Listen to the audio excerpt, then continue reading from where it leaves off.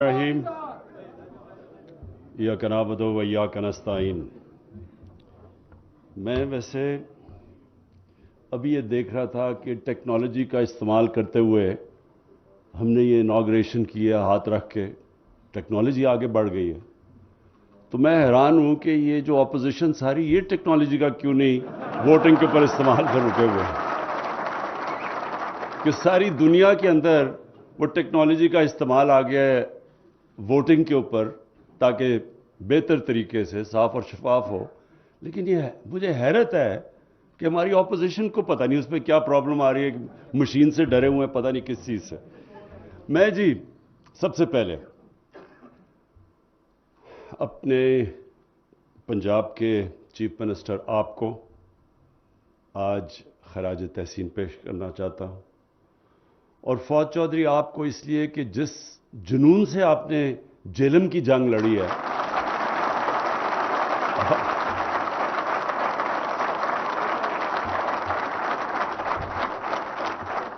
और अपनी सारी टीम को, अपनी प्लानिंग मिनिस्टर को असद उमर को, कि जिस तरह हमने कोशिश की बुरे हालात के अंदर, बुरे हालात आप सब जानते हैं, खैर ये तो कोई अच्छा, आजकल टेक्नोलॉजी और भी ऐसी हो गई है कि आप झूठ ही नहीं बोल सकते। कोई भी आके वजीर आजम, वजीर आला कोई गलत चीज कहे, वो 2 मिनट में आप अपने मोबाइल फोन के ऊपर वो चेक करें और वो गूगल करके आप पता चलवा सकते हैं। तो ये बड़ी अच्छी चीज है।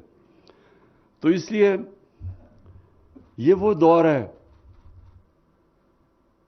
जब लोगों को बड़े आराम से पता चल जाएगा कि किसने क्या काम किया। हुकूमत जब आई तो क्या हालात थे, वो आप अपने मोबाइल फोन के ऊपर पता चलवाएं कि क्या पाकिस्तान की तारीख का सबसे बड़ा खसारा था, आपका मोबाइल फोन बता देगा कि था। क्या बैरूनी खसारा सबसे बड़ा था, वो कहेगा था। क्या सबसे ज्यादा कर्ज की किस्तें वापस करनी थी किसी हुकूमत को, इस हुकूमत से ज्यादा किसी ने की है, वो कहेगा नहीं, ये सबसे ज्यादा उस हुकूमत ने मुल्क को संभाला जब सबसे बुरे हालात थे। उसके बावजूद हमारी कोशिश ये थी कि जैसे जैसे हम थोड़ा सा संभलें तो हमारी पूरी कोशिश होगी कि कैसे हमने अपने मुल्क में लॉन्ग टर्म डेवलपमेंट करनी है। देखें, मुल्क आगे कैसे बढ़ते हैं जब वो आगे अपनी आने वाली नस्लों का सोचते हैं। वो आने वाली इलेक्शन का नहीं सोचते। वो ये सोचते हैं कि हमारे बच्चे हैं 60% पाकिस्तानी, इस वक्त 25 साल की उम्र से कम है, इनके लिए हमने क्या करना है। और ये जो चाइना आप देख रहे हैं, दुनिया की देखते देखते 30 सालों में कहां से कहां पहुंच गया, उसकी सबसे बड़ी वजह यह कि जो चाइना की लीडरशिप थी, उन्होंने दूर का सोचा। सबसे पहले उन्होंने सोचा कि कैसे हमने अपने लोगों को गुर्बत से निकालना है, और फिर उन्होंने सोचा वो कौन से डेवलपमेंट प्रोजेक्ट्स हैं जो चाइना को आगे लेके जाएंगे। तो जब तक आपके अंदर ये सोच नहीं होती, कौम आगे नहीं बढ़ सकती। कौम अगर सिर्फ इलेक्शन का ही सोचे कि अच्छा जी मैंने इलेक्शन जीतना है, अब से लेके तो मैं ये मेट्रो बना दूं ताकि वो 5 साल पहले फिर मैं कोई अरबों रुपया उस पर खर्च करके तो मैं इलेक्शन जीत जाऊं, कौम आगे नहीं बढ़ती ऐसे। तो मुझे जो फख्र है जिस चीज पे कि हमारी हुकूमत ने अपनी आने वाली नस्लों का सोचा बनिस्बत के अगले इलेक्शन का सोचने का। और तो जब आप आगे का सोचते हैं तो सबसे पहला चीज आप क्या सोचेंगे कि पाकिस्तान को पानी की जरूरत है। हमारी आबादी जितनी बढ़ती जा रही है, हमारे पास जमीन भी है, लेकिन हमारे पास पानी की आगे कमी आने वाली है।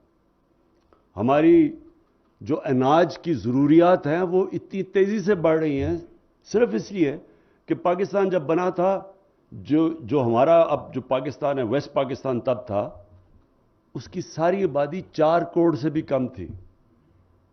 आज पाकिस्तान की आबादी पहुंच गई है 22 करोड़ पे। तो इतने ज़्यादा लोगों के लिए हमने अनाज पैदा करना है, इसके लिए हमें और ज़मीन चाहिए। ज़मीन हमारे पास है, लेकिन हमारे पास पानी की कमी है।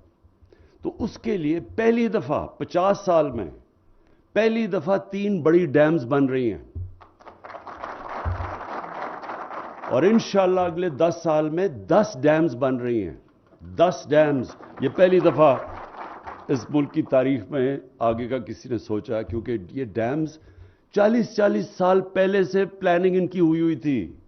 جس طرح بھی فواد نے کہا کہ یہ جو نہر بنی ہے یہ 1906 میں سوچا تھا نہر بنانے کا. تو یہ کیوں نہیں سوچا گیا کہ یہ ہمارے لیے پانی اتنا بڑا ضروری ہے، ہمارے آنے والی نسلوں کے لیے، ہمارے علاقے پڑے ہوئے ہیں. تو کبھی سوچا نہیں، اس لیے کہ صرف اگلے الیکشن کا سوچا.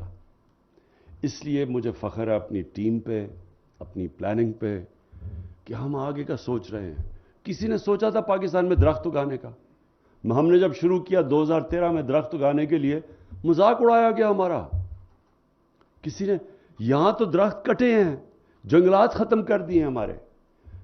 ہم بچپن میں میں نے اپنی آنکھوں سے یہ چھانگا مانگا، یہ چونیاں، یہ کندیاں کا جنگل، چیچاوتی، یہ بڑے بڑے جنگل ہوتے تھے. یہ انگریز بنا کے چھوڑ کے گئے تھے. ہم نے وہ جنگلوں کو بھی تباہ کر کے رکھ دیا. ہم نے کوئی نئے جنگل ہی نہیں بنائے، ہم نے نیشنل پارکس نہیں بنائی. ہم نے جو موجودہ، اور یہی نہیں سوچا کہ جب اب لاہور ہے، میں لاہور میں بڑا ہوا ہوں، پیدا لاہور میں، بڑا لاہور میں. لاہور تو سٹی آف گارڈنز کہا جاتا تھا. لاہور کی آب و ہوا زبردست، نلکے کا پانی، میٹھا پانی پیتے تھے سب. کسی نے سوچا نہیں پچھلے 20 سال میں جو انہوں نے درخت کاٹے ہیں لاہور میں. اب ذرا دیکھیں لاہور کے لوگوں کا کیا حال ہوا ہے. آلودگی کدھر اسمانوں پہ پہنچ، کسی نے سوچا ہی نہیں کہ درخت بھی لگانے ہیں. تو یہ پہلی حکومت ہے جس نے اب تک 2.5 ارب درخت لگا چکے ہیں. 2.5 ارب. اور اگلا، اور انشاءاللہ ہمارا ٹارگٹ ہے 10 ارب کا. اچھا، آپ یہ سوچیں کہ پاکستان کی دنیا نے تعریف کن چیزوں پہ کی ہے؟ لیکن ہم اپنی تو تعریف کرتے رہتے ہیں. پچھلی حکومتوں نے اربوں روپیہ ہر روز خرچ کرتے تھے اشتہاروں پہ اور میڈیا پہ اپنی تعریفیں کرنے کے لیے، لیکن دنیا نے نہیں تعریف کی. یہ وہ ملک، جب اب یہ حکومت ہے، برطانیہ کا پرائم منسٹر یونائٹڈ نیشنز کی جنرل اسمبلی میں تقریر کر رہا ہے اور پاکستان کی مثال دے رہا ہے کہ پاکستان نے کتنا زبردست کلائمیٹ چینج کے لیے کام کیا.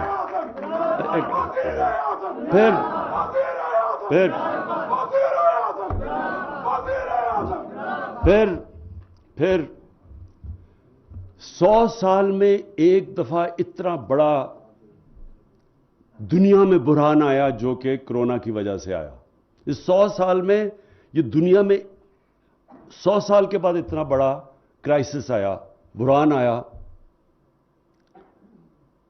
اکانومسٹ میگزین، جو دنیا کی مانی ہوئی میگزین ہے، جو ساری دنیا کی تجزیہ کرتی ہے ان کے حالات کا، ان کی معیشت کا، وہ کہتی ہے کہ جو ملک سب سے بہترین، نمبر 1 ملک جس نے سب سے بہتر کرونا کو ہینڈل کیا، اپنے لوگوں کو بھی بچایا اس سے، ہمارے ہسپتالوں کے اندر بھی تباہی نہیں مچی جس طرح ساتھ والے ملکوں میں ہوا، اور اپنی معیشت بھی بچا لی، وہ نمبر 1 پہ پاکستان تھا.